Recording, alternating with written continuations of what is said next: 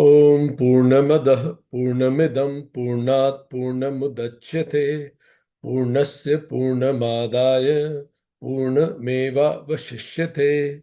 ओम शांति शांति शांति ही। नमस्ते दोस्तों। हमारा नाम डॉक्टर विक्रांत सिंह तोमर है। हम लोग उपनिषद सीरीज का अध्ययन कर रहे हैं। Project self, United consciousness, IMA, TCF की तरफ से आप सभी का हार्दिक स्वागत है। हम लोग आज नवा सेशन अब शुरू करेंगे और हम लोग ईशो उपनिषद का अध्ययन कर रहे हैं। आज हम तीन जिन मंत्रों को पढ़ेंगे, एक एक करके तीनों मंत्र पहले सुनते हैं, उसके बाद फिर इनको पढ़ना शुरू करेंगे। मंत्र 12 से आज हम बात शुरू करेंगे। अंधं तमः प्रविशन्ति ये असम्भूतिमुपासते ततो भूय इव ते तमो य सम्भूत्यां रताः। जो संभूति का अनुसरण करते हैं वे घोर अंधकार में प्रवेश करते हैं, और जो केवल संभूति में ही रत रहते हैं, जो असंभूति का अनुसरण करते हैं, वो घोर अंधकार में प्रवेश करते हैं। और जो केवल संभूति में ही रत रहते हैं, वे मानो उससे भी अधिक घोर अंधकार में प्रवेश करते हैं। अन्य देवाहुः संभवात् अन्यदाहुरसंभवात् इति शुश्रुमधीराणां ये नस्तद्विचचक्षिरे। संभूति से जो प्राप्त होता है वो अन्य ही है, ऐसा ज्ञानी कहते हैं। और असंभूति से जो प्राप्त होता है वह और ही है, यह भी ज्ञानी कहते हैं। यह श्रुत ज्ञान हमने ज्ञानियों से प्राप्त किया है, जिन्होंने हमारी बुद्धि के समक्ष इसको प्रकाशित किया। सम्भूतिं च विनाशं च यस्तद्वेदो भयं सः विनाशेन मृत्युं तीर्त्वा सम्भूत्यामृतमश्नुते। जो उसको इस रूप में जानता है कि वह असंभूति और संभूति दोनों है, वह संभूति से मृत्यु को पार कर असंभूति से अमरता को प्राप्त करता है। आज ये तीन मंत्र हम लोग पढ़ेंगे। हम लोग इस देश की आध्यात्मिक विरासत के चरम उपनिषद में से एक उपनिषद पढ़ रहे हैं, जिसका नाम ईशो उपनिषद है। जिन लोगों ने भी उपनिषदों का अध्ययन किया है वो जानते हैं कि ये, अगर आप कुछ उपनिषद चुनेंगे जो दर्शन के चरम दर्शन को प्रस्तुत करता है, चरम ज्ञान को प्रस्तुत करता है, तो निश्चित तौर पे उस पे ईशा उपनिषद का नाम जरूर आएगा। चलिए बात शुरू करते हैं। ये दो शब्द बार बार आ रहे थे। इससे पहले हम इन मंत्रों पे जाएं, इन दो शब्दों को समझ लें, संभूति और असंभूति। सम प्लस भूति, भूतों का इकट्ठा हो जाना संभूति है। असंभूति, अ प्लस सम प्लस भूति, भूतों का इकट्ठा न होना असंभूति है। इसका मतलब जब भूत इकट्ठे हो जाते हैं, वो पंच महाभूत जब इकट्ठे हो गए तो वो संभूति है, मतलब व्यक्त हो गए, ठीक, दिखने लगे। और जब वो पंच महाभूत दिखते नहीं, इकट्ठे नहीं होते, तो हम क्या कहेंगे? अव्यक्त है। तो आगे से असंभूति अव्यक्त हो गया, संभूति व्यक्त हो गया। तो अब जब भी हम कहेंगे संभूति व्यक्त, जो कुछ दिख रहा है, जब भी हम कहेंगे असंभूति अव्यक्त, जो दिखता नहीं है, तो ये दो शब्द अगर हम ध्यान में रखेंगे, ये दो अर्थ ध्यान में रखेंगे, व्यक्त और अव्यक्त, तो आने वाला ये मंत्रों को समझना थोड़ा सा सरल हो जाएगा। तो थोड़ा सा इन दोनों में अंतर भी समझ लें। ये जो तीन मंत्र हैं बहुत कोट किए जाते हैं, कई बार देश में, दुनिया में, विद्वानों के बीच में इस बात पे बड़ा विवाद होता है कि भगवान को साकार में पूजा जाए या उसे निराकार में पूजा जाए। मंदिर जाएं कि, और युवा युवा वर्ग में और उनके पेरेंट्स में भी कई बार इस बात पे चर्चा होती है। मंदिर जाना अनिवार्य है कि वो तो हर जगह मौजूद है। तो परमात्मा को सगुण पूजें या निर्गुण पूजें, ये तीन मंत्र इस विचार को, इस डिस्कशन को हमेशा के लिए खत्म कर देते हैं। न केवल ये भी डिस्कशन होता है, शिव जी को पूजें कि ब्रह्मा जी को पूजें, या फिर विष्णु जी को पूजें, या फिर माता को पूजें। फिर यह भी डिस्कशन होता है, शिव के कौन से रूप को पूजें, राम को पूजें या कृष्ण को पूजें या हनुमान को पूजें, कौन बड़ा है कौन छोटा है। कितने डिस्कशंस होते हैं इसमें, कितनी चर्चाएं होती हैं। ये तीन मंत्र आज जब ये सेशन खत्म होगा तो इन चर्चाओं पर हमेशा के लिए विराम लगा देगा। पहला, भगवान को साकार में पूजें या निराकार में, क्या बेहतर है, इसको हमेशा के लिए फुल स्टॉप लगा देगा। दूसरा, भगवान कौन से बड़े हैं, शिव जी, विष्णु जी, या इस तरह के डिस्कशन, कौन से भगवान के रूप को पूजे, हमेशा के लिए इस डिस्कशन पे विराम लग जाएगा। इस तरह के हर विचार जो उठते हैं समाज में, डिस्कशन के लिए आते हैं। आप सोचिए, हजारों ईसा पूर्व उपनिषदों ने इस विचार को उसी समय निर्मूल कर दिया, पर स्टिल आज तक 2023 में भी लोग, 24 में भी लोग इसको डिस्कस करते हैं। तो चलिए समझते हैं। दो शब्द दिमाग में बिठाइए, संभूति, असंभूति। संभूति मतलब सगुण, असंभूति मतलब निर्गुण। संभूति मतलब व्यक्त, जो दिख रहा है, तो आप जो देख सकते हैं वो सब संभूति। असंभूति जो आप नहीं देख सकते। तो निश्चित तौर पे संभूति का मतलब साकार ईश्वर से है। वो ईश्वर जिसका आकार, उस मूर्ति जैसा उसका आकार भी है, उसका नाम है, उसका रूप है।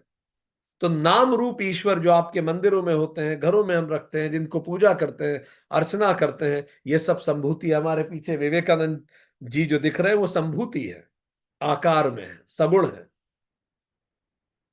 निराकार, निर्गुण, निर्गुण ब्रह्म हो गया असंभूति, नेमलेस, फॉर्मलेस। निराकार, इसी को अव्यक्त प्रकृति कहते हैं, अदृश्य है। यही ज्ञान योग है। तो ज्ञान योग बेहतर है कि भक्ति योग बेहतर है, ये भी चर्चाएं कितनी उठी। आज इन चर्चाओं पे भी फुल स्टॉप लगाने का प्रयास करेंगे। तो ये ज्ञान योग हो गया, वो भक्ति योग हो गया। संभूति, असंभूति ज्ञान योग से जुड़ा हुआ प्रतीत होता है। संभूति का मतलब है साकार ईश्वर। तो जैसे भगवत गीता बताती है कि परमात्मा में सारी सृष्टि को देखना, अध्याय 11 भगवत गीता, सारी सृष्टि परमात्मा। द्वैत, उसी भगवान में सब कुछ है। तो दो हो गए, भक्त और भगवान। हम, मैं पूजा करूंगा, वो भगवान है। और दूसरी तरफ सृष्टि के जर्रे जर्रे में परमात्मा को देख। कृष्ण गीता में ये भी कहते हैं, अर्जुन मैं सब जगह हूं, अध्याय 10, मैं सब जगह हूं, जहां तुम देखो मैं हूं, हर जीव में मैं हूं। अद्वैत, भक्त और भगवान एक ही है। तो अब इन दोनों में से क्या ज्यादा उचित प्रतीत होता है, इसको समझने के लिए एक छोटी सी टेबल को समझ लेना उपयोगी होगा। यह अगर आपके स्क्रीन पे दिखता है, इसको देखने का, हम समझने का प्रयास करते हैं इस बात को। देखिए, एक 10वीं 10th का टेबल है। 10 × 1 = 10, 10 × 2 = 20, 10 × 3 = 30, एंड ये पूरी टेबल है। अब ये जो 10 है ये ईश्वर, इंटू जो 1 है वो समर्पण है, तो अगर आप एक समर्पण करेंगे ईश्वर को तो कितना आएगा? 10 × 1 10। तो भक्ति कितनी है? 10। अब आप समर्पण बढ़ाते जाइए, 10 × 2 3 4 5 6। जब आप 10 × 10 कर देंगे तो उस ईश्वर पर आप जब पूरा समर्पण कर देंगे तो आपकी भक्ति पूरी हो जाएगी। सगुण भक्ति, सर्वस्व समर्पण कर 100% भक्ति हो गई आप। तो यह सगुण भक्ति हो गई। ठीक, फिर से इसको समझते हैं। ये तो हमने संभूति की बात की, जब रूप में है ईश्वर। अपना समर्पण बढ़ाते जाइए उस ईश्वर के लिए, उस डिवाइन के लिए। पर अगर इसी को आप ज्ञान योगी से पूछे, असंभूति वाले से पूछे, अव्यक्त वाले से पूछे, तो कहेगा ये 10 मैं स्वयं हूं। और जो 10 × 1 2 3 4 5 6 है वो क्या है? ज्ञान है। ज्ञान बढ़ाते चले जाइए, भक्त समर्पण बढ़ाता चला जाता है, ज्ञानी ज्ञान बढ़ाता चला जाता है, और अंत में उसी को स्वात्मानुभूति कहते हैं। तो जब ज्ञान पूरा होता है तो भक्त रियलाइज करता है कि मैं ही ब्रह्म हूं। और जब भक्ति पूरी होती है तो भक्त भगवान एक हो जाते हैं। पहुंचते दोनों एक ही जगह हैं, भले आप उसे निर्गुण कहें या सगुण कहें, पहुंचते दोनों एक ही जगह, बस लेवल ऑफ कॉन्शियसनेस को बढ़ाते रहना। आप अपने चेतना के स्तर को बढ़ाते चले जाइए।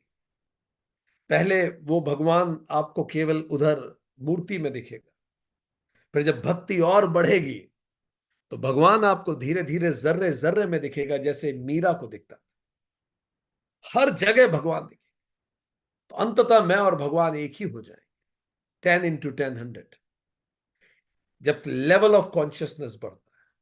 इसी तरह से जब ज्ञान बढ़ता है, जब ज्ञान चरम पे होता है, तब हम जानते हैं कि मैं ही ब्रह्म हूं। तो जब लेवल ऑफ कॉन्शियसनेस कम होता है तो द्वैत ज्यादा होता है, और जैसे ही हाईएस्ट लेवल ऑफ कॉन्शियसनेस होता है, हम सब एक, तो भले वो सगुण हो या निर्गुण हो, पहुंचता व्यक्ति उसी जगह है जहां ज्ञानी पहुंचता है, वहीं भक्त पहुंचता है। रास्ते दोनों के अलग अलग होते हैं।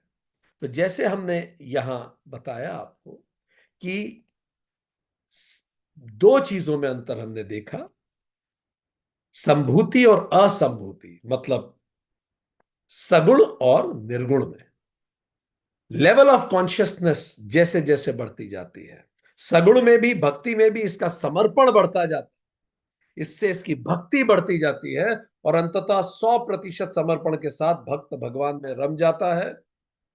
मैं हूं नहीं, बस तू ही है।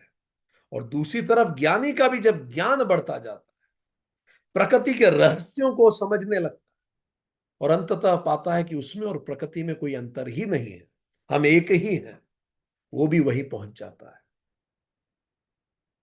तो भक्ति हो या ज्ञान हो, पहुंचते सब एक ही दिशा में है।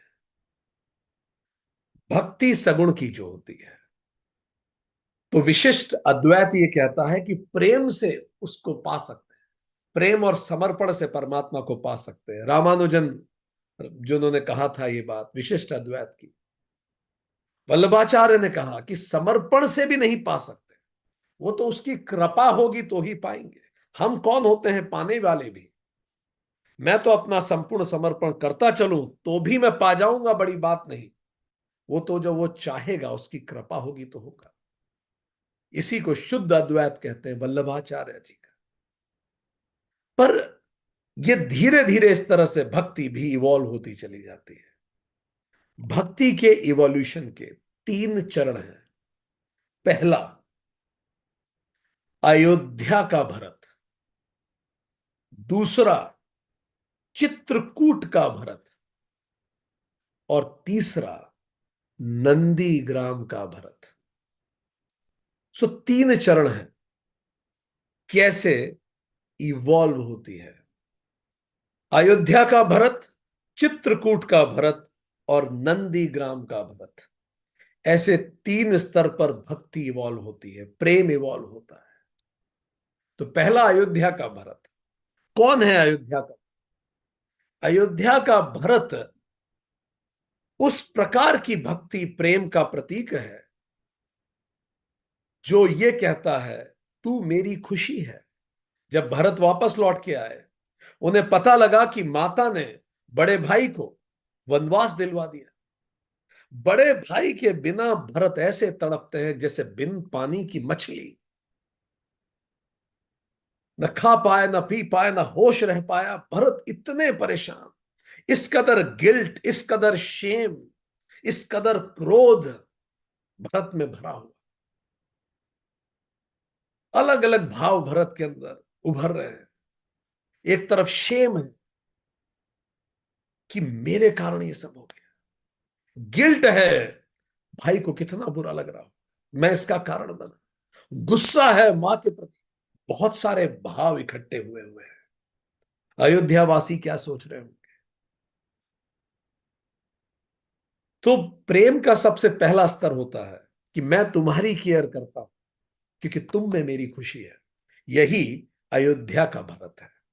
उसकी कॉन्शियसनेस इतनी है कि मैं तुम्हारी केयर करूंगा, जैसे मां बच्चे की केयर करती है, जैसे एक व्यक्ति दूसरे व्यक्ति की केयर करता है। मैं तुम्हारी केयर करूंगा क्योंकि तुम्हारा स्वस्थ रहना मेरे लिए इंपॉर्टेंट है, इसमें मेरी खुशी है। तो ये प्रेम का, ये अयोध्या का भरत है। वो मछली जैसे परेशान भगवान राम के लिए, और दौड़े दौड़े पहुंचे चित्रकूट। अब चित्रकूट का भरत और अयोध्या के भरत में अंतर आ गया। चित्रकूट में जब उन्होंने भगवान राम को कहा आप चलिए, मैं अन्न जल त्याग दूंगा अगर आप नहीं चले मेरे साथ, आप तत्काल चलिए, मैं आपको ऐसी स्थिति में देख नहीं सकता, मैं आपके बिना रह नहीं सकता, अयोध्या में सब लोग उलाहने देंगे, मैं कैसे बर्दाश्त कर लूंगा मेरा भाई कुटिया में सोए और मैं राज सिंहासन संभालूं, यह संभव नहीं, आप चलिए। ये भरत ने जब श्री राम को कहा तो श्री राम ने भरत के प्रेम को एक अलग लेवल तक पहुंचा दिया। Rise in consciousness. Shri Ram ने भरत को समझाया कि यदि तुम सच में प्रेम करते हो तो अपने प्रेम का केंद्र उसको बनाओ जिसको तुम प्रेम करते हो, ना कि स्वयं को। अयोध्या के भरत के प्रेम का केंद्र वो स्वयं है। राम होने चाहिए क्योंकि उनके बिना मैं नहीं जी सकता। राम का वनवास हो गया, लोग मुझे क्या कहेंगे? राम के बिना मैं सरवाइव नहीं कर सकता। यहां केंद्र मैं है। साम्राज्य लीजिए, राज्य लीजिए, आप राज्य भोगिए, मुझे खुशी होगी, केंद्र अभी भी मैं है।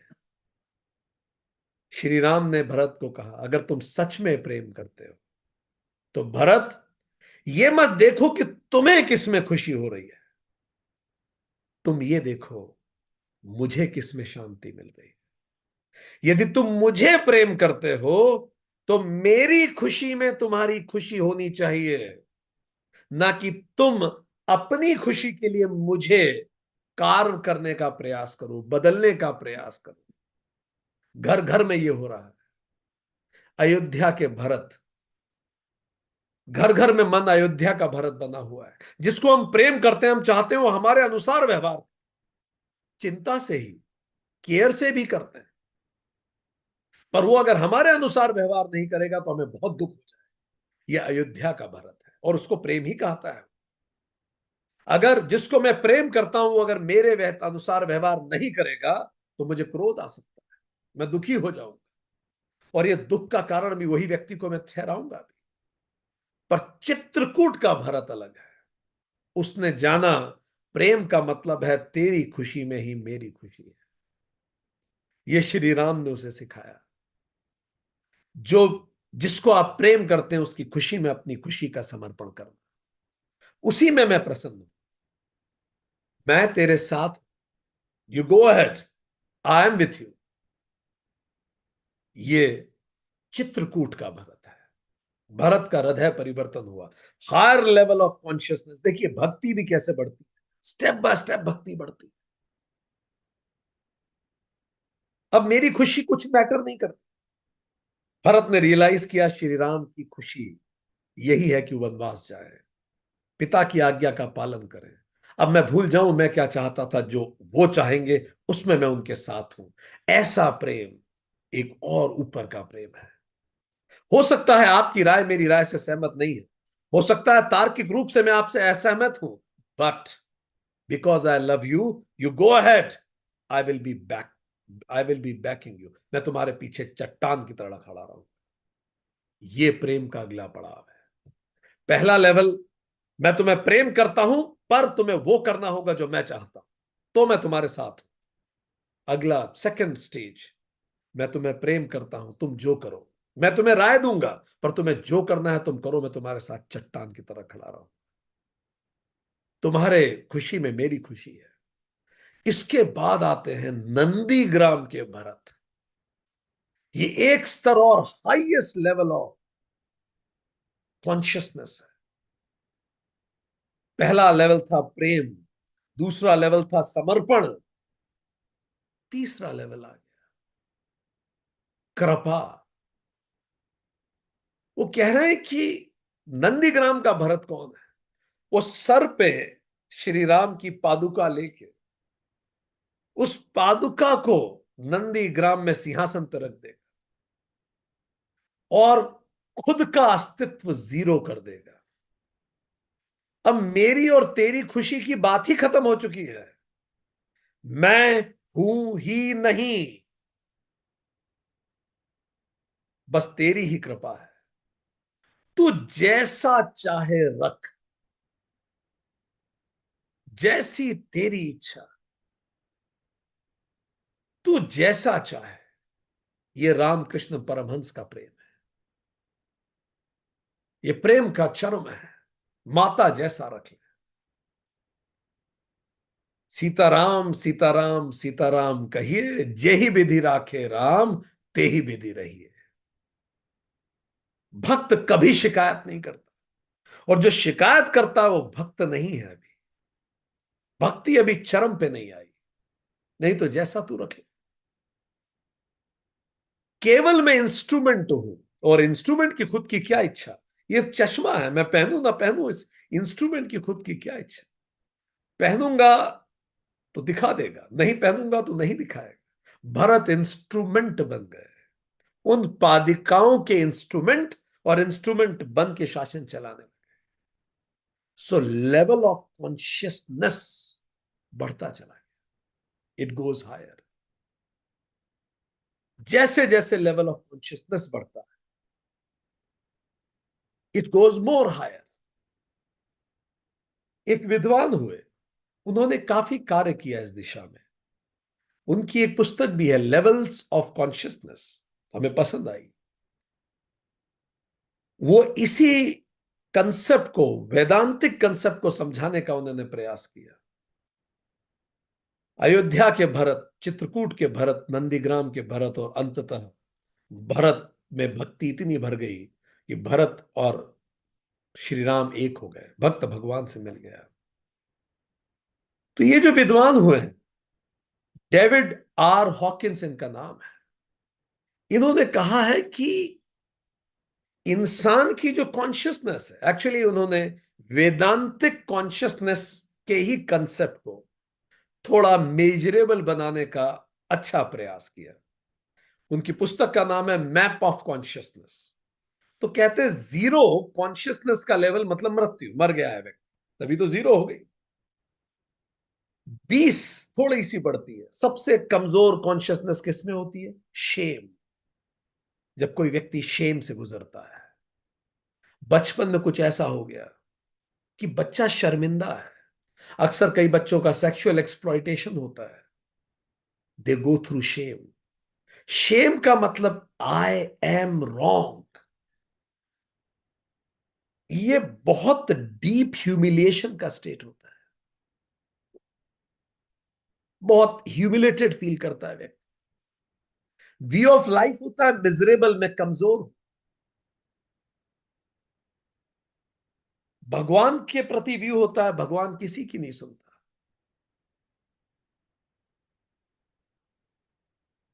और ऐसा व्यक्ति जब आगे बढ़ता है तो कई बार जब उसके पास शक्ति होती है, आ जाती है, तो मर्सीलेस बन जाता है। वो फिर किसी को माफ नहीं करता, डजंट फॉरगिव एनीबॉडी। इससे थोड़ा ऊपर जाए, अगला जब कॉन्शियसनेस 30 पे आती है, ये जो नीचे वाला कॉन्शियसनेस के लेवल है, यहां आदमी श्रिंक हो जाता है, व्यक्तित्व उसका श्रिंक हो रहा है।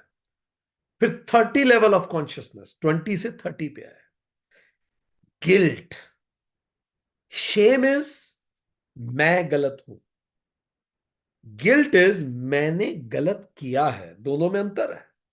भरत में शेम भी था और भरत में गिल्ट भी था। लोअर ऑर्डर कॉन्शियसनेस, भरत की कॉन्शियसनेस श्रिंक हो रही थी जब वो वापस अयोध्या आए। यही अयोध्या के भरत की कहानी है। शेम से भरे हुए थे, गिल्ट से भरे हुए थे, गलत हो गया। इमोशनल स्टेट होता है ब्लेमिंग, मां ने गलत किया, इसने गलत किया, उसने गलत किया। वी ऑफ लाइफ ईविल, अच्छाई की कोई वैल्यू नहीं। विंडिक्टिव, बदला लेना, रिवेंजफुल। मां को कह दिया आज के बाद मैं तुझे मां नहीं कहूंगा।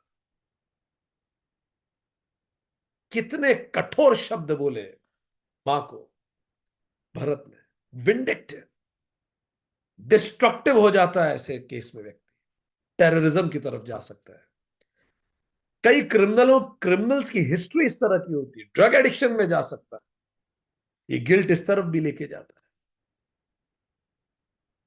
देन कम्स एपैथी, जब ये और ऊपर बढ़ता है। एपैथी, निराशा। देखिए भरत को आप सब ध्यान देते जाइए, जब ये 50 पे जाती है कॉन्शियसनेस बढ़ते बढ़ते, इट इज एपैथी, निराशा, डिस्पेयर।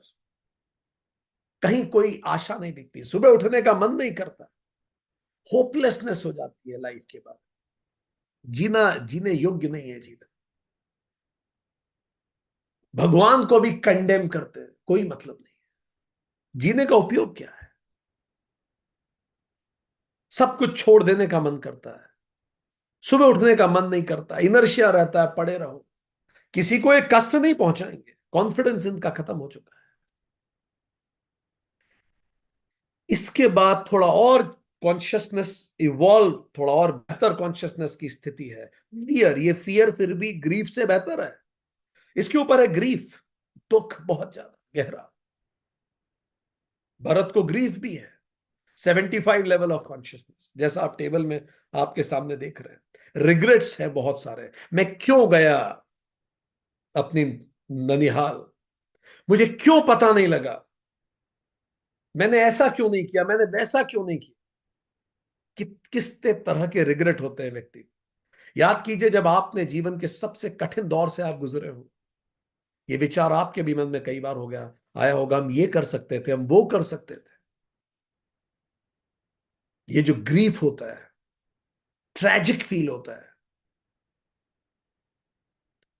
कोई बिग लॉस हो जाता है, कोई व्यक्ति एक्सपायर हो गया है, बहुत बड़ा बिजनेस में लॉस हो गया है, अगर संभाला नहीं गया तो व्यक्ति डिप्रेशन की तरफ भी जा सकता है। ये बहुत, इसमें देखिए कॉन्शियसनेस श्रिंक हो रही है व्यक्ति की। शेम, गिल्ट, निराशा, दुख। अब और ऊपर चलते हैं, फियर। फियर इन चारों से फिर भी बेहतर है। Fear is 100 level of consciousness. जैसे हमने कहा, उन्होंने एक लेवल विचार किया, काइंड ऑफ मेजरेबल बनाने का प्रयास किया, पर अच्छा मॉडल है, समझने के लिए अच्छा है। हालांकि it can not be measured, and I am not saying कि जो मेजर हैं बिल्कुल सही हैं, बट हाँ समझने के लिए ठीक है। How do we evolve, and ये फीलिंग आती है तो we shrink in consciousness. Fear, क्रोध, ये भरत में फियर था, सबके प्रति क्रोध। क्रोध होता है, एंजाइटी होती है, व्यक्ति प्यूनिटिव हो जाता है, और उसका प्रोसेस होता है विड्रॉल, सबसे दूर हो जाता है। सामने नहीं लड़ेगा क्योंकि सबसे डर है उसको, पर पीछे से उसके अंदर बहुत एंजाइटी है, बहुत डर है, सामने नहीं पड़ी। ये इंटरनेट पे जितने ट्रोल्स आपको दिखते हैं ना, ये सामने आके कुछ बोलने की इनमें हिम्मत नहीं है। इनमें खुद में बहुत एंजाइटी है। किसी को जो भी अपशब्द कहता है, बुलिंग होती है स्कूल में, ये सब डरे हुए लोग हैं जो दूसरों को नीचा दिखाना चाहते हैं, बैक बाइटिंग करते हैं, हर जगह उनको ट्रबल बड़ी लगती है खुद से। फिर से और ऊपर आइए, डिजायर। अब देखिए थोड़ा थोड़ा सा बदल रहा है। डिजायर 125। अब कुछ पाना चाहता है व्यक्ति, थोड़ा सा खुल रही है कॉन्शियसनेस। वो पाना चाहता है, मटेरियल प्लेजर हो, फिजिकल प्लेजर्स हो, मेरे पास अच्छी गाड़ी हो, बाइक हो, कपड़े अच्छे हो, मैं 10 को इंप्रेस करूं, अच्छा प्रेजेंटेशन दूं। 125 लेवल ऑफ कॉन्शियसनेस। और जब नहीं वो हो पाता तो डिसअपॉइंटमेंट भी होता है। ये सब भी, इससे भी वो गुजरता है। इससे भी ऊपर होता है एंगर, कॉन्शियसनेस 150। एंगर में एटलीस्ट व्यक्ति एक्सप्रेस कर, एग्रेशन है उसमें, हेट उसके अंदर आ सकती है किसी को लेके। ये सब लोअर ऑर्डर कॉन्शियसनेस है, डिस्ट्रक्टिव हो सकता है उसमें। अब इसके ऊपर आता है प्राइड। अब हल्का सा रंग बदलना शुरू होता है। प्राइड 175। प्राइड का मतलब है गर्व। व्यक्ति गर्व करता है, सॉरी, व्यक्ति गर्व करता है। हाँ, प्राइड मीन्स व्यक्ति गर्व करता है, वो जो कर रहा है उसमें उसे गर्व होता है। He feels proud. एरोगेंस भी होता है कई बार इसमें, उस चीज को जो भी वो फील कर रहा है उसको लेकर। तो ही फील्स एरोगेंट, उसमें काफी एरोगेंस होता है इसमें। एंड न केवल ये, उसको बड़ा बनना, बड़ा करने का मन करता है। एस्टीम्ड होनी चाहिए, जहां जा रहे हैं सब उसे जाने, अचीवमेंट करे। सुपीरियरिटी कॉम्प्लेक्स इस व्यक्ति में बहुत होती है। देखिए कॉन्शियसनेस बढ़ रही है, वो कहां गिल्ट में था, पर सुपीरियरिटी कॉम्प्लेक्स भी होती है। न्याय से ज्यादा उसकी रुचि होती है कि वो सजा दे, इस तरह से भी चला जाता है। इसके ऊपर अब देखिए चीज फिर बदलेगी। 200 इस करेज।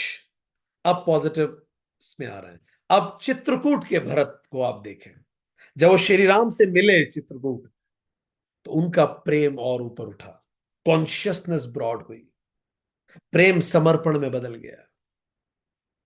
करेज 200 कॉन्शियसनेस, सामर्थ होता है, धैर्य भी होता है ऐसे व्यक्ति में, दृढ़ निश्चय होता है। वो महसूस करता है कि पाने से ज्यादा इंपॉर्टेंट है करना। आत्मविश्वास आता है। इसके बाद, इस आत्मविश्वास के बाद next level of, next level जो कॉन्शियसनेस का और आगे बढ़ता है, the higher level of consciousness, धीरे धीरे व्यक्ति इवॉल्व हो रहा है to the higher level of consciousness. So in that व्यक्ति पहुंचता है। आपको दिख नहीं रहा है क्या? Is it visible? Perfect. Is it not visible to you? Okay, I think it should be now. Okay, fine. Then he goes further. इसके ऊपर भी 250 न्यूट्रलिटी। न्यूट्रलिटी मतलब अब व्यक्ति न्यूट्रल होता है। अब वो चीजों को गुड और बैड में डिवाइड नहीं करता, द्वंद के परे जाता है। ऐसा नहीं फेलियर और सक्सेस, हाँ, उसके मूड स्विंग नहीं होते, वो नॉन जजमेंटल होता है। लोगों को अच्छा और बुरा में डिवाइड नहीं करता कि उसके पास एक बकेट है ये अच्छा है, एक दूसरी बकेट है वो बुरा है, ऐसा नहीं। गुड और बैड की बकेट में लोगों को डिवाइड नहीं करता। इनर काम रहता है। अब चूंकि वो लोगों को जज नहीं करता, गुड और बैड में न्यूट्रल हो गया है, समत्व में योग उच्चते है, तो अब लोगों से उसका कनेक्ट बेहतर होता है। अब वो और इवॉल्व हो रहा है उसकी कॉन्शियसनेस में। देखिए न्यूट्रलिटी के बाद, अब जब न्यूट्रलिटी के बाद 300 विलिंगनेस, पॉजिटिव हो जाता है अब लाइफ को लेके, क्योंकि अब लोगों को बुरा बुरा कहना बंद कर दिया, जैसा है वैसा है।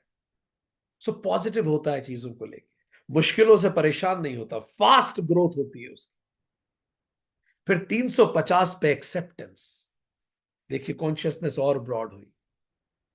जो आ रहा है उसको एक्सेप्ट कर, वो ये स्वीकार करता है मेरा जीवन जो है ये मैंने ही मैनिफेस्ट किया है। सेल्फ डिसिप्लिन लेके आता है, क्योंकि उसे पता है जीवन मैंने ही मैनिफेस्ट किया है। मैं मक्कारी करूंगा जीवन खराब हो जाएगा, मैं अच्छा करूंगा जीवन अच्छा होगा, nobody to blame, let me accept things. हाँ भाई, आज मैं जैसा हूं, मेरी कहीं कहीं कमियां रही होंगी। एक्सेप्टेंस आता है। I manifest my love. I manifest my life. And that's why self discipline is important. Self mastery is important. I have nobody to blame. I accept all. वो अपने सबकॉन्शियस को और मजबूत करता है, क्योंकि उसको पता है मैं ही मैनिफेस्ट कर रहा हूं, और जो कुछ हो रहा है वो मैं ही कर रहा हूं, तो एक्सेप्टेंस आएगी ही आएगी। अब कॉन्शियसनेस और उसकी ब्रॉड होती है 400 लेवल। रीजन 400 मतलब तर्क, बुद्धि। अब वो भावनाओं में नहीं बहता, उसका विज्ञानमय कोश प्रगाढ़ हो जाता है। सुबह उठ के वो ये नहीं सोचता उठूं कि नहीं उठूं, भावना से काम नहीं चलता, वो बुद्धि से काम लेता है। तर्क 400 लेवल ऑफ कॉन्शियसनेस। इंटेलेक्ट भावुक होके इमोशनल स्वयं में कुछ नहीं करे। बड़े बड़े दार्शनिक इस लेवल पे होते हैं, तार्किक रूप से चीजों को समझता है। नेपोलियन इसी स्तर पे था, हिटलर इसी स्तर पे था, पर इसके बाद तर्क और बुद्धि के परे जाना होता है, जहां वो नहीं पहुंच पाया कभी, जहां हिटलर नहीं पहुंच पाया, जहां नेपोलियन नहीं पहुंच पाया। और यही एक पड़ाव है अगला। ये वो पड़ाव है जिससे ऊपर नंदीग्राम का भरत आता है। नंदीग्राम का भरत चित्रकूट के भरत से यहीं से अलग हो जाता है। चित्रकूट के भरत ने तार्किक रूप से समझा है कि प्रेम वही है कि उसकी खुशी में खुश रहना है, पर नंदीग्राम का भरत कृपा के समुद्र में डूब गया है। वो इंस्ट्रूमेंट हो गया। 500 level of consciousness, love, intense devotion. मैं तो केवल इंस्ट्रूमेंट हूं, परम भक्ति में डूब गए। मैं तो इंस्ट्रूमेंट हूं, मेरा खुद का क्या है। यह है नंदीग्राम ग्राम का भरत। कोई तर्क नहीं, कोई तर्क नहीं। इसीलिए आप रामकृष्ण परमहंस से तर्क नहीं कर सकते। क्या तर्क करेंगे आप उनसे, वो तो प्रेम में डूबे हुए हैं। कोई कहे कि तेरी लैला तो काली रे, तो मजनू ने कहा तेरी अखियन न देखन वाली रे। तू देख नहीं सकता, मीरा की नजर से कृष्ण नहीं देख सकता, मजनू की नजर से लैला नहीं देख सकता, बच्चे की नजर से मां को तू नहीं देख सकता। ये परम प्रेम है, तर्क से नहीं चलता। फिर कॉन्शियसनेस और एक्सपैंड होती है। अब ये प्रेम दूसरों तक पहुंचने लगता है। इसी को जॉय कहते हैं। आनंद आने लगता है। 540 इनर जॉय। ये लोग हर पल प्रसन्न रहते हैं, हर पल प्रेम में डूबे, असीम धैर्य रहता है, कहीं नहीं जाना। पूरी प्रकृति से जुड़ जाते हैं, प्रकृति लय। इंडिविजुअल विल यूनिवर्सल विल को समर्पित कर। भरत से पूछे, भरत कैसे शासन करते? कोई भी निर्णय लेते थे आंख बंद करके ध्यान लगाते थे प्रभु राम का। श्री राम होते तो क्या चाहते, और जो अंदर से इंस्पिरेशन आती थी वो कर देते।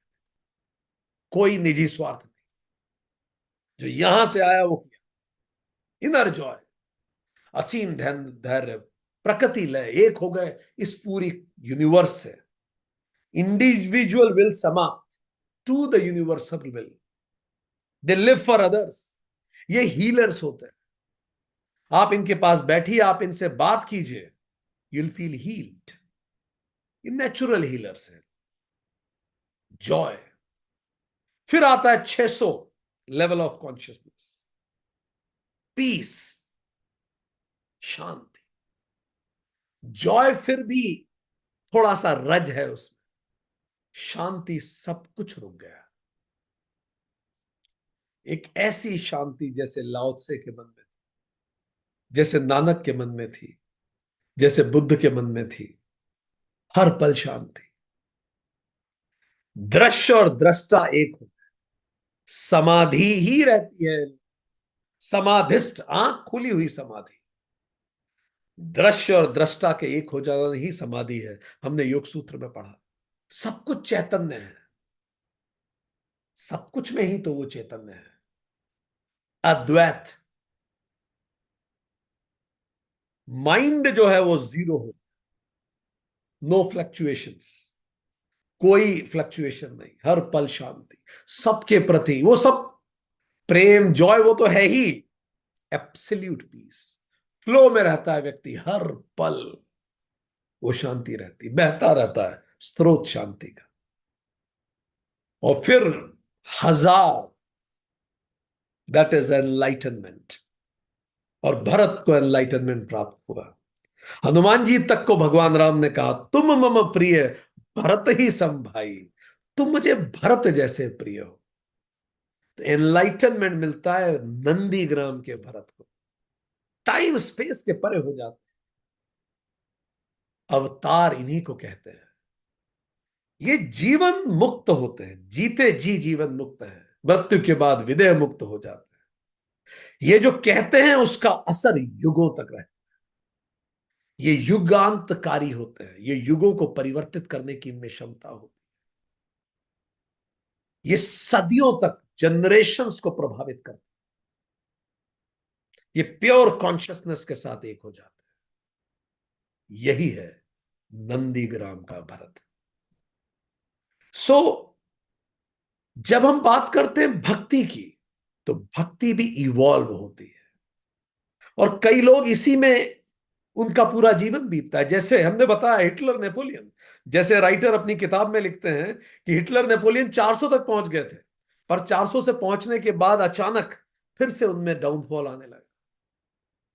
बड़े तार्किक थे, रीजन में थे, तर्क पे निर्णय लेते थे, पर धीरे धीरे उनमें प्राइड आ गया, फिर उनमें एंगर आया, फिर उनमें इनफाइन, देखो नीचे गिरते चले जा रहे हैं, इनफाइनाइट डिजायर्स आई। फिर डिजायर को पूरा करने के लिए उन्होंने उल्टा सीधा करना चालू किया। फिर जब उल्टा सीधा किया तो फिर फियर आया कि यार लोग मुझे भी नहीं छोड़ेंगे। फिर कहीं ना कहीं गहरा गिल्ट आया। और राइटर लिखता है हिटलर तो गिर के 450 से गिर के वापस पहुंचा 30 पे, और उसने सुसाइड कर। Guilt, shame. तो लाइफ गोज इन दिस। कई बार कॉन्शियसनेस एक्सपैंड होती है, कई बार श्रिंक होती है। हम सब जब भक्ति के रास्ते पे चले तो हम सब नंदीग्राम के भरत बने। इस तरह से हमने यहां जाना कि किस प्रकार जो भरत है वो हमारी चेतना का प्रतीक है, पर दूसरी तरफ असंभूति जो अव्यक्त है, जो ज्ञानी है, वो भी ऐसे इवॉल्व होता है। ज्ञानी कैसे इवॉल्व होता है? प्रज्ञानम ब्रह्म, चैतन्य ही ब्रह्म है। फिर वो कहता है सर्वम खलविदम ब्रह्म, सब तरफ ही चैतन्य है, सब तरफ ही ब्रह्म है। फिर तत्त्वमसि, वो ब्रह्म तुम ही हो, गुरु से बताता है। फिर वो रियलाइज करता है अयम आत्मा ब्रह्म, आत्मा ही ब्रह्म है। फिर वो कहता अहम ब्रह्मास्मि। जैसे भरत, नंदीग्राम का भरत राम से एक होता है, ऐसे ही आदि शंकराचार्य का ज्ञानी भी ब्रह्म से एक हो जाता है। जैसे भरत ये कहता है तो जैसा रख तेरी इच्छा, जैसा भक्त कहता है, ज्ञानी भी तो यही कहता है कि जो चीजें मेरे कंट्रोल में नहीं है उसके लिए मैं क्यों चिंता करूं। गतासु न गतासु नश्य न अनुशोचंति पंडिता। वो तर्क से वही कह रहा है जो भक्त भक्ति से कह रहा है। भक्त कह रहा है जैसी तेरी इच्छा, और ज्ञानी कह रहा है जैसी यूनिवर्सल इंटेलिजेंस की इच्छा, जो मेरे कंट्रोल में नहीं है उस पर क्यों परेशान करूं। भक्त कह रहा है मेरे हाथ में कुछ नहीं हो तो तू देखता है। और ज्ञानी ये कहता है कि वो जो तू है वो मैं ही तो हूं, मैं ही तो अपनी किस्मत का रचयिता हूं, सब कुछ तेरी इच्छा से हो रहा है। भक्त कहता है no need to blame anybody, no one to blame, जैसा तू रखे मैं उसमें राजी। ज्ञानी कहता है नो वन टू ब्लेम। देखिए ज्ञानी भी वही कह रहा है। ज्ञानी कह रहा है नो वन टू ब्लेम, क्योंकि ये इवोल्यूशनरी प्रोसेस है, मैंने ही तो कर्म किए हैं पिछले जीवन में जिनसे मैं गुजर रहा हूं आज। बस भक्त उसे भगवान के नाम पे करता है और भक्त उसे ज्ञानी उसे खुद के नाम पे करता है। दोनों कह रहे हैं नो बडी टू लिव, दोनों कह रहे हैं वी आर वन। भक्त श्रवण कीर्तन स्मरण पद सेवा अर्चना दास्य भाव ये सब करता है। भक्त श्रवण करता है, कीर्तन करता है, स्मरण करता है, ये उसके रास्ते हैं। शांत भाव, दास्य भाव, सखा भाव से सेवा करता है। कभी मां बन के भगवान को बच्चा मानता है वात्सल्य भाव से, कभी मधुरकांत भाव होता है लवर बन के भगवान को कि मैं भगवान की प्रेयसी हूं। तो अलग अलग भाव से भगवान को भक्त खुद से जोड़ता है, वननेस। ज्ञानी भी तो अलग अलग तरीके से खुद को पहचानता है। कहीं वो क्वांटम फिजिक्स पढ़ेगा, देखेगा कि भाई क्वांटम लेवल पे तो हम सब एक ही हैं। कभी वो लॉ ऑफ नेचर देखेगा, चारों तरफ कहेगा कि भाई मैं भी तो उसी नेचर का एक हिस्सा हूं, मैं अलग कहां हूं, इस यूनिवर्सल इंटेलिजेंस का एक पार्ट हूं। कभी वो सोर्स ऑफ क्रिएशन पे विचार करेगा, कैसे बिग बैंग हुआ, उससे पहले हम सब तो एक ही थे। कभी वो कॉज और इफेक्ट की बात करेगा कि मैं इफेक्ट और कॉज हम सबका एक है। कभी वो डीएनए मैपिंग करने की कोशिश करेगा और देखेगा यार हम सबका डीएनए तो एक है। कभी वो स्ट्रिंग थ्योरी पढ़ेगा, पर बात फाइनली वो भी वही पहुंचेगा जहां इस सब रास्ते से होते हुए पहुंचता है एक ज्ञानी। तो भक्त उठाएगा, नहलाएगा, खिलाएगा, भगवान को खेलने में लगाएगा, श्रृंगार कराएगा, फिर सुलाएगा। वो भगवान की मूर्ति को परमात्मा का प्रतीक मानेगा और अनन्य प्रेम से उसकी प्राण प्रतिष्ठा कर देगा। प्रेम से ही तो प्राण प्रतिष्ठा होती है। आप जिस चीज को प्रेम करते हो, कोई उसे फाड़ दे उस कागज को भी, आपकी आंखों से आंसू टपक जाए। वो प्रेम से उस मूर्ति में प्राण प्रतिष्ठा कर देता है। वह जड़ को चैतन्य तक उठा देता है अपने प्रेम से, अपनी भक्ति से। उधर ज्ञानी क्या करता है, वो शास्त्र इकट्ठा करेगा, फिर शास्त्रों का बड़ा सम्मान करेगा। किताब फट गई उसकी तो बड़ा अपसेट हो जाएगा, फिर उसे पढ़ेगा, मनन करेगा, निधिध्यासन करेगा, गुरु का सम्मान करेगा, गुरु से मार्गदर्शन लेगा, वैसा आचरण करेगा। देखिए दोनों का कामकाज का तरीका भी लगभग एक जैसा है। अब हम समझ गए संभूति मतलब भक्ति, असंभूति मतलब ज्ञान। हमने ये बताया ये दोनों क्या हैं, और दोनों ही कॉन्शियसनेस को एक्सपैंड करते हैं। और हमने बताया कॉन्शियसनेस कैसे एक्सपैंड होना चालू होती है। ठीक, अब हम मंत्र पे लौटते हैं। ये भूमिका जरूरी थी। मंत्र कहता है जो केवल संभूति में ही रमा रहेगा वो गहरे अंधकार को प्राप्त हो जाएगा। इसका मतलब अगर वो केवल मूर्ति में ही ईश्वर को देखेगा तो अंधकार में गिरेगा वो। अगर उसे मूर्ति के बाहर कहीं भगवान नहीं दिखता तो वो भक्त नहीं है, वो अंधकार की तरफ जा रहा है। और यही मंत्र कह रहा है। और जो दूसरी तरफ है असंभूति, जो केवल असंभूति में लगा रहेगा वो और सघन अंधकार में चला जाएगा। दूसरी तरफ जिसको लगता है कि ईश्वर केवल निर्गुण ही है और सगुण में ईश्वर को पूजना मूर्खता है, बुतों में नहीं पूजी जा सकता, बुतों में पूजना गलत है, वो और भयंकर अंधकार में गिरेगा। जो केवल सगुण को पूजेगा और चारों तरफ उसको ईश्वर नहीं दिखेगा वो अंधकार में जाएगा। और जो केवल निर्गुण को ही मानेगा और कहेगा सगुण होता ही नहीं है, वो और गहरे अंधकार में गिरेगा। कितनी बड़ी बात कही है इस मंत्र ने, हमारे समाज के लिए कितनी महत्वपूर्ण ये बात है, जरा समझे। पहला, जो केवल मूर्ति में ही रमा रहेगा और ईश्वर को उस मूर्ति के अतिरिक्त कहीं और न देख पाएगा, जो केवल संभूत में ही रहेगा, वो क्या हो जाएगा, ऑर्थोडॉक्सी में चला जाएगा। उसको करना यह था उस मूर्ति को भगवान तक उठाना था, उसने क्या कर दिया, भगवान को मूर्ति तक गिरा दिया। अब वो प्रतिमा को तो पूजेगा पर वो भाव नहीं पूज पाएगा। अब मूर्ति को ही उसने लोअर कर दिया है तो मूर्ति के साथ हायर होने की उसकी संभावना खत्म हो जाए। अगर भाव सही है तो पत्थर भी भगवान है, और भाव गलत है तो भगवान भी पत्थर हो जाता। तो प्रतिमाओं को महत्व देने लगेगा और प्रतिमाओं में युद्ध शुरू हो जाएगी, पूजा के तरीकों पे विवाद शुरू हो जाएंगे, भक्ति में अहंकार की गंध आएगी, पूजा स्थलों की ऊंचाई से भक्ति की गहराई पता पड़ने लगेगी। ऐसा दिखावा होना, अनुयायियों में युद्ध होना चालू हो जाएगा। किसका भगवान बड़ा है उस पर झंझट शुरू हो जाएगी। ये सब शुरू होगा। जैसे राजनीति में कार्यकर्ता आपस में लड़ते हैं और उनके नेता साथ में बैठ के चाय पीते हैं, नहीं देखा आपने? आप तो देख ही रहे हैं। ठीक। दोनों अलग अलग पार्टी के कार्यकर्ता आपस में लड़ रहे हैं, नारे लगा रहे हैं, और उनके जो चरम के नेता हैं एक दूसरे के साथ चाय पी रहे हैं। ऐसे ही धर्म में भी होता है। अनुयायी अपने उसका गुरु का अपमान बर्दाश्त नहीं करेंगे, वो लड़ जाएंगे, गुरु शांत रहेंगे। लड़ाई धर्मों पे हो जाएगी। शैव वैष्णव में आपस में कॉन्फ्लिक्ट हो जाएंगे, शिया सुन्नी में हो जाएंगे, दिगंबर श्वेतांबर में हो जाएंगे, हीनयान महायान में हो जाएंगे। अगर आपने लोअर कर दिया तो क्या कह रहा है ये मंत्र? बड़ा महत्वपूर्ण है। जो केवल मूर्ति में परमात्मा को देखता है वो अंधकार में गिरेगा, केवल मूर्ति में वो नहीं है। और दूसरी तरफ वो क्या कह रहा है?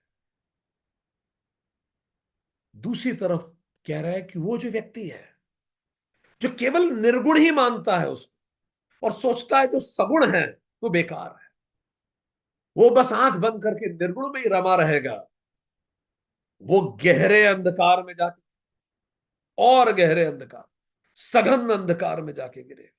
कितना क्रांतिकारी यह मंत्र है। हो सकता है कि वो जलते हुए समाज को छोड़ के हिमालय साधना के लिए चला जाए।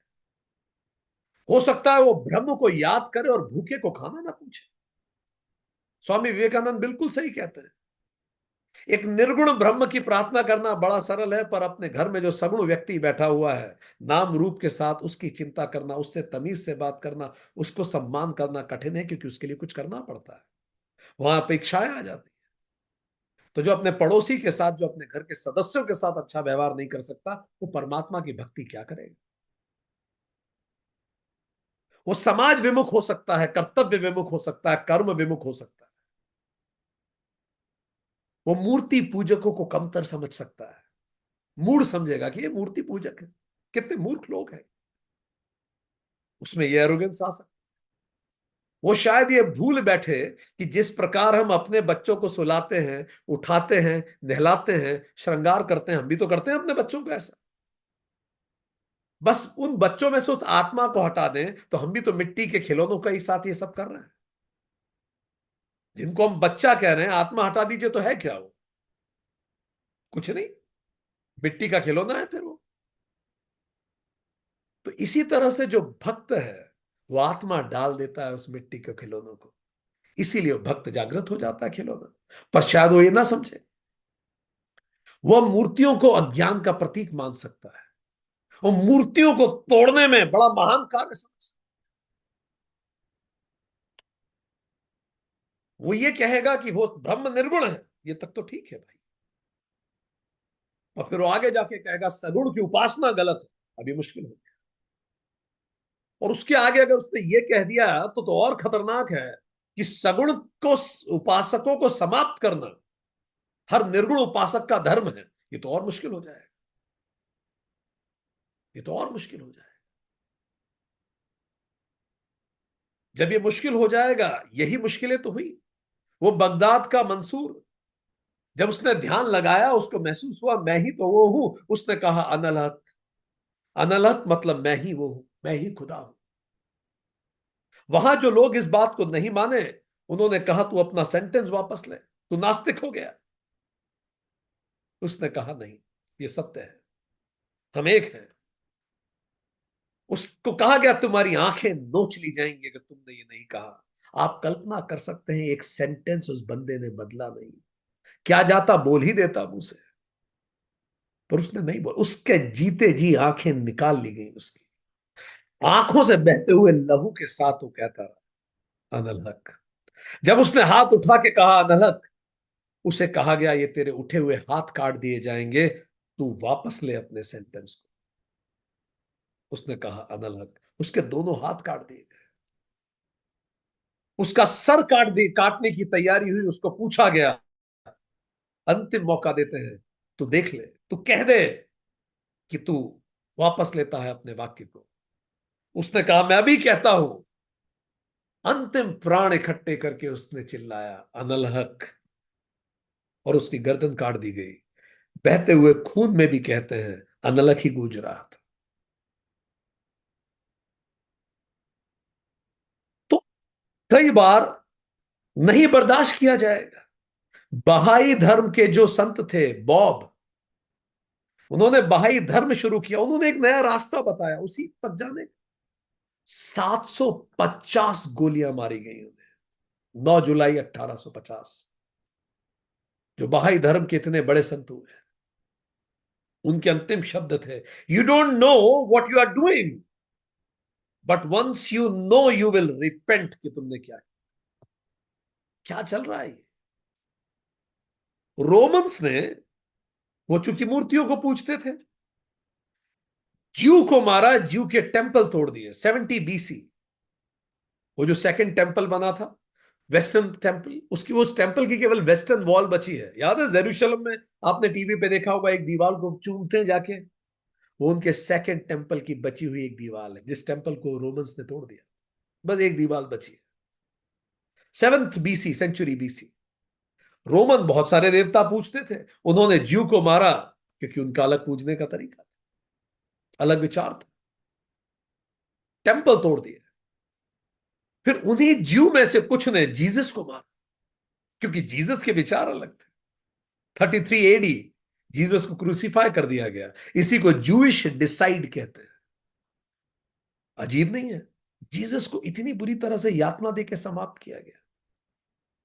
क्योंकि जीसस को समाप्त किया ज्यू ने, तो एक वर्ग क्रिश्चियनिटी का अभी भी यह मानता है कि ज्यू के कारण जीसस की मृत्यु हुई और उन्होंने फिर ज्यू को मारा। तो क्रिश्चियनिटी ने ज्यू को मारा। इसी दौरान फिर इस्लाम का उदय हुआ, उस तरफ इस्लाम ने क्रिश्चियंस पे अटैक किया पूजा पद्धति को लेके। हम क्या कर रहे हैं, क्या चल रहा है ये सब?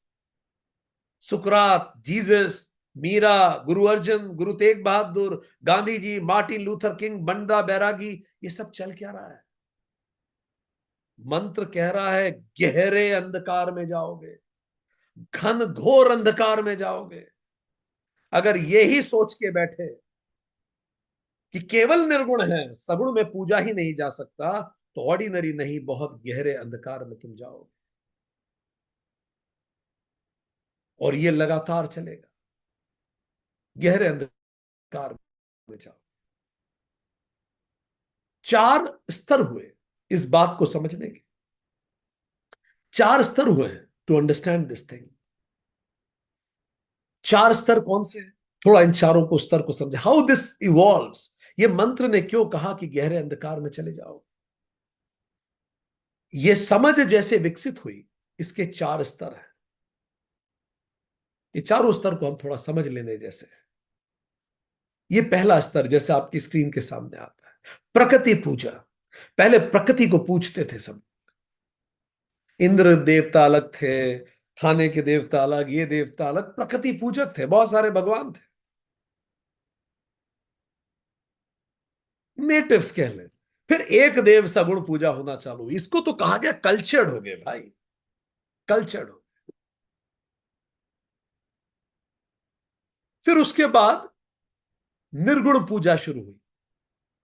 निर्गुण पूजा मतलब ये रिफाइंड कहा गया कि भाई वो तो एक मूर्ति में नहीं पूजना आवश्यक है, वो तो हर तरफ है, जर्रे जर्रे में रिफाइंड है। अब यहां एक कॉम्प्लिकेशन, ये कॉम्प्लिकेशन थोड़ा समझ लेने जैसा है। ये कॉम्प्लिकेशन क्यों समझ लेने जैसा है कि इसी के साथ डिटोरिएशन भी शुरू हुआ। पहले को एग्जिस्टेंस था, 4 स्तर में चीजें डिटोरिएट हुई। पहला क्या है? को एग्जिस्टेंस। को एग्जिस्टेंस का मतलब, ठीक है आपको मूर्ति में पूजना है भाई, आप मूर्ति में पूज लो, ठीक। हमें मूर्ति में नहीं पूजना, मूर्ति में नहीं पूजते हैं। इनको प्रकृति में पूजना है, प्रकृति में पूजेंगे। जिसको जैसे पूजना है वैसे पूजो और आनंद से रहो यार। इसको क्या कहा गया? को एग्जिस्टेंस। को एग्जिस्टेंस में रहे, सही है। पर फिर कुछ समय बाद को एग्जिस्टेंस एग्जिस्टेंस में चेंज हो, ठीक। कोएग्जिस्टेंस एग्जिस्टेंस में चेंज होने का क्या मतलब है? इसका मतलब यह है कि मेरा पंथ सही है, तुम्हारा गलत है। अभी आपसी सम्मान की बात नहीं है। पहले कोएग्जिस्टेंस था, पर अब कोएग्जिस्टेंस एग्जिस्टेंस में। मैं जाऊंगा स्वर्ग, तुम जाओगे नरक। अब यह बात बड़ी मुश्किल हो जाएगी। इससे तनाव बढ़ गया। ऐसे कैसे मैं आपके साथ बैठ के टिफिन खाऊंगा भाई साहब? अगर आप ये कहेंगे कि मैं नरक जाने वाला हूं, तो मुश्किल हो जाएगी। तो एग्जिस्टेंस आ गया, को एग्जिस्टेंस नहीं बचा। ठीक। फिर और पतन हुआ इस विचार। इसको कहते हैं एनक्रोचमेंट।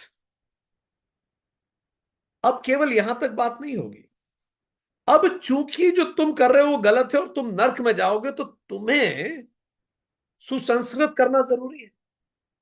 ये तो मेरा दायित्व है। तो मैं क्या करूंगा?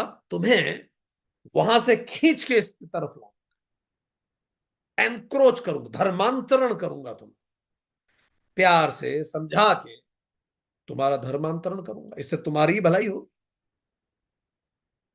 तो मैं बोलूंगा ये मत करो, ये करो। ये एनक्रोच होना शुरू हुआ। यहां भी बात नहीं रुकेगी। अब इसके बाद आएगा एक्सटिंक्शन। अब मैं क्या करूंगा? अगर तुम प्यार से नहीं समझो, तो भाई वार से समझाना पड़ेगा। तुम्हें मार डाला जाएगा ये तुम नहीं माने तो। यही रास्ता सही है, माई वे और हाईवे। तो को एग्जिस्टेंस से हम पतन की तरफ होते होते एक्सटिंक्शन तरफ जा रहे हैं। इस तरह का समाज में स्थितियां बनने लगती। और ये जो ऊपर जो हमने आपको बताया तीनों, एक देव पूजा, प्रकृति पूजा और निर्गुण पूजा, ये भी उतना सरल बात नहीं है। इसमें भी कॉम्प्लिकेशन है। केवल ऐसा नहीं है कि वो कॉम्प्लिकेशन केवल उसमें है, इसमें भी आपस में बहुत सारे कॉम्प्लिकेशंस। क्या कॉम्प्लिकेशंस है? ये जो एक देव पूजा है, जैसा हमने कहा, ये भी आपस में बात करेंगे कौन सा देव बड़ा। इसीलिए उपनिषद घबरा रहे हैं, कहां ले जाओगे भाई इस सबको? कौन सा भगवान बड़ा? ये चर्चा कितनी खतरनाक है। लिखा है मंत्र में, घनघोर में जाओगे। अच्छा, फिर निर्गुण में भी बड़ा कॉम्प्लिकेशन। निर्गुण सगन में भी कॉम्प्लिकेशन है। क्या कॉम्प्लिकेशन है हम बताएं आप? कॉम्प्लिकेशन यह है, मेरा मसीहा बड़ा कि तेरा? ये बता, कौन बड़ा? मेरा मसीहा सही या तेरा? मेरा मसीहा अंतिम या तेरा? मेरा मार्ग सही या तेरा?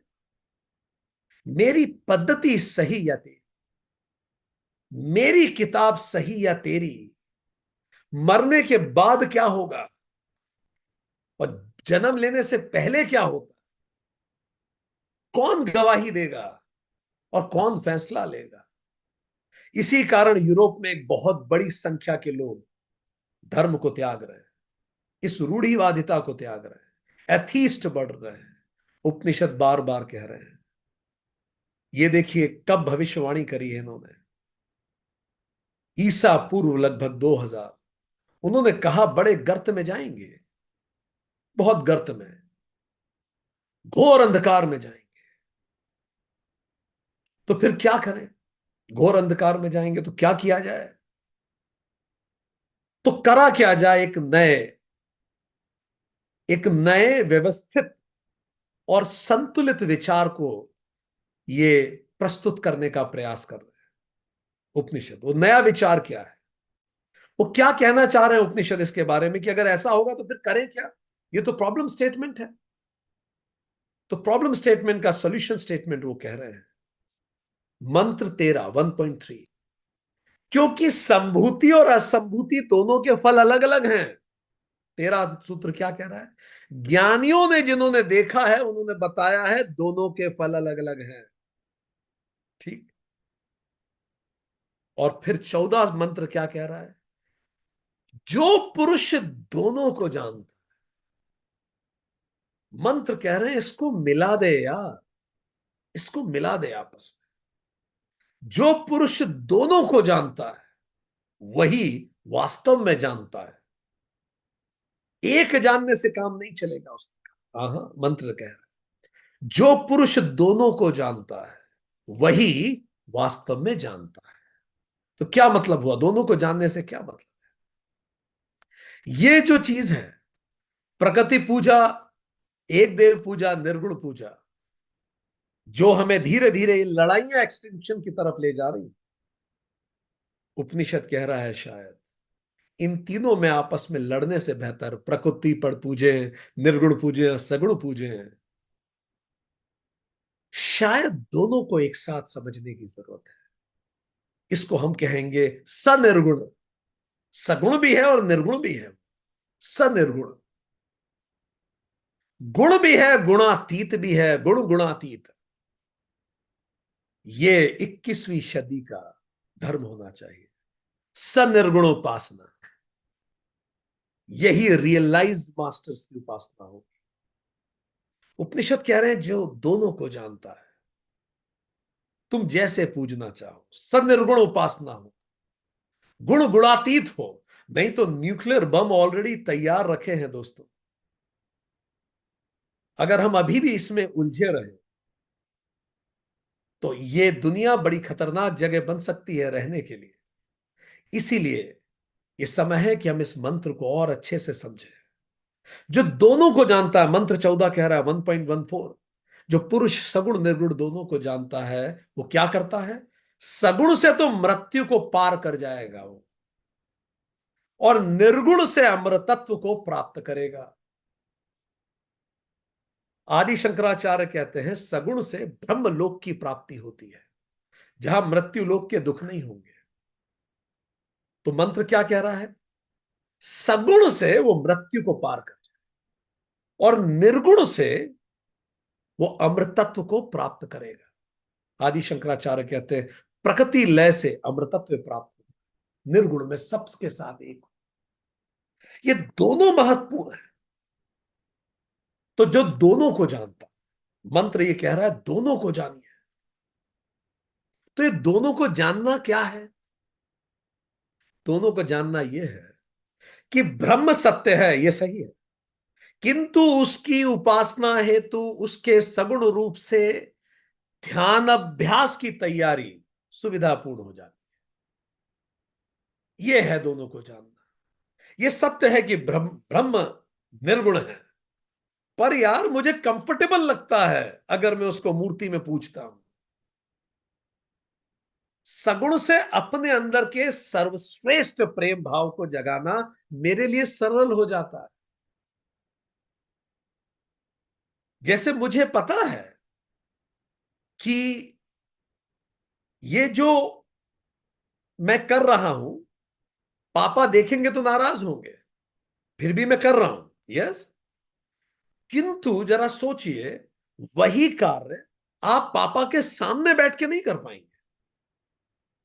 पापा का एहसास है कि पापा घर में ही कहीं हैं, ठीक, तो भी मैं वो कार्य कर रहा हूं जो पापा देखेंगे तो नाराज होंगे, ठीक। निर्गुण में तो है वो, पर अगर पापा सामने ही बैठे हो तो कार्य मैं ना कर सकूंगा। मतलब सगुण से मेरा आत्मनियंत्रण बढ़ जाएगा ना। तो पिता के होने का एहसास वर्सेस पिता के प्रत्यक्ष समक्ष होने से आत्म अनुशासन का असर पड़ जाता है। बस यही बात है। ये मान लिया ब्रह्म निर्गुण है, पर उसको सगुण पूजने से आत्म अनुशासन बढ़ता है। इसी कारण पिता के घर होने पर बच्चे अधिक अनुशासित आचरण करते हैं। इसी कारण अनुशासन के लिए आत्म, अब देखिए मान लीजिए पिताजी नहीं है किसी के, तो क्या आत्म अनुशासन हो ही नहीं सकता। तो इसीलिए ये कंसेप्ट शुरू हुआ कि एक इष्ट को धारण कर लीजिए। हमने हनुमान जी को धारण कर लिया, एक इष्ट को धारण कर लिया। है सभी ब्रह्म, पर एक इष्ट को धारण करिए, और इष्ट को धारण करने से आत्म अनुशासन बढ़ जाता है। हनुमान जी के नाम पे व्रत रख लीजिए, 24 घंटे पानी तक पीने की इच्छा नहीं होती। हनुमान जी के नाम पे व्रत ना रखा जाए और कहा जाए कि यार बुधवार को कुछ मत खाओ, तो भूख लगने लगती। पता नहीं कहां से आत्म अनुशासन गायब हो जाता है। ये आत्म अनुशासन के लिए स्वामी चिन्मयानंद कहते हैं ध्यान द्वारा आत्म अनुभव तो हो सकता है, किंतु जीवन मुक्ति के आनंद की अनुभूति के लिए हृदय में इष्ट देवता के लिए असीम प्रेम होना भी आवश्यक है। स्वामी चिन्मयानंद जैसा अद्वैतिन कह रहे हैं। हाँ, ये सच है कि आत्म अनुभव हो जाएगा कि सब कुछ ब्रह्म ही है, ये बिल्कुल ठीक है। पर अच्छा लगता है यार, you just hug your god. कई बार मन भारी होता है तो you just go and shed your tears भगवान के सामने कि भगवान ऐसे हो गया, ठीक। अब जो उनका मूर्त रूप है, जैसे बनाना है बनाइए, जिससे आप जोड़ सकें खुद को। ये बिल्कुल वैसा है, मैं जानता हूं कि मैं ब्रह्म हूं, मैं जानता हूं ये अन्न भी ब्रह्म है, ये जो मैं आइसक्रीम खा रहा हूं ये भी ब्रह्म है, मैं भी ब्रह्म हूं। पर यार वो बेल्जियम चॉकलेट आइसक्रीम खाने का एक अलग आनंद है, मैं उसको क्यों छोड़ूं? किंतु सगुण अन्न के आहार से मुझे आनंद प्राप्त हो। मैं जानता हूं कि आसमान नीला नहीं है, किंतु यह तथ्य कि आसमान नीला नहीं है, हम हमेशा कहते हैं मुझे नीला नीला अंबर गाने से नहीं रोक सकता, उस गाने का अपना आनंद है। मैं जानता हूं कि चांद पर गड्ढे हैं, पर यह तथ्य मुझे अपनी प्रेयसी को चांद जैसा सुंदर कहने से नहीं रोकता, या ये गाना गाने से चांद सा सुंदर चेहरा, जुल्फों का रंग सुनहरा, ये गाना गा के आनंद लेने से नहीं रोकता, या चांद को निहार करके शाम को शीतलता महसूस करने से नहीं रोकता। ये केवल स्व आनंद के लिए है, ये अज्ञान नहीं है, ये आनंद है। मैं जानता हूं मैं और मेरा पुत्र एक आत्मा ही है, एक आत्मा है, पर फिर भी उसके साथ खेलना, उसको गोदी में लेना, उसको गले लगाना आनंद देता है। ये बिल्कुल वैसा है कि जैसे मैं जानता हूं ये हॉरर मूवी है, ये स्वांग है केवल, कुछ नहीं हो रहा, 50 लोग कैमरा लेके खड़े हैं उस भूतिया तहखाने में भी, तभी तो आप देख पा रहे हो उस मूवी को। मैं जानता हूं कि ये पूरी हॉरर मूवी एक स्वांग है, किंतु यह तथ्य मुझे मूवी के रोमांच को से आनंदित होने से नहीं रोकता। मुझे पता है कि ये ड्रामा है, पर इट गिव्स यू फन, अच्छा लगता है, ये अज्ञान नहीं है।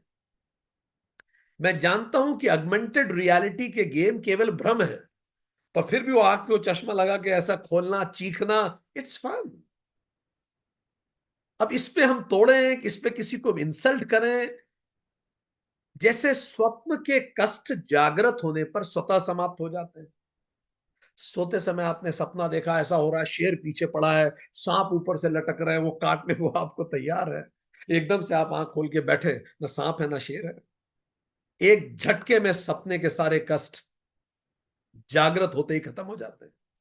इसी प्रकार एक जीवित मुक्त व्यक्ति के लिए यह समस्त जगत प्रपंच हमेशा समाप्त ही रहते हैं। वो बच्चे को गोदी में तो ले रहा है, बच्चे को चोट लगी और रो भी रहा है, बट वो इस रोना उसका स्वाभाविक प्रतिक्रिया, पर अंत में उसको अंदर से बिल्कुल शांत, ये चलता है, चलता है। भगवान कृष्ण को पता था अभिमन्यु जाने वाला है, सब अपने अपने प्रारब्ध से गुजरेंगे, शरीर में कष्ट हुआ, आंखों से आंसू टपकेंगे, कोई आदत छूटती है, थोड़ी बहुत टपकता है, but then you are again fine. This is how it goes. जीवन मुक्त के लिए जगत प्रपंच हमेशा के लिए सपने की तरह रहता है। जागृत अवस्था आधार होती है स्वप्न अवस्था की। आप जागृत हैं तो ही तो सोएंगे ना, तो जागृत अवस्था के अनुभव ही तो सपने में आते हैं। तो जागृत हायर स्टेट है, सपना लोअर स्टेट है। एक झटके से जब आप जगते हैं तो लोअर स्टेट अपने आप खत्म हो जाती है ना। जो दिन भर में आपने देखा वही जिया, वही तो आप सपने में देखते।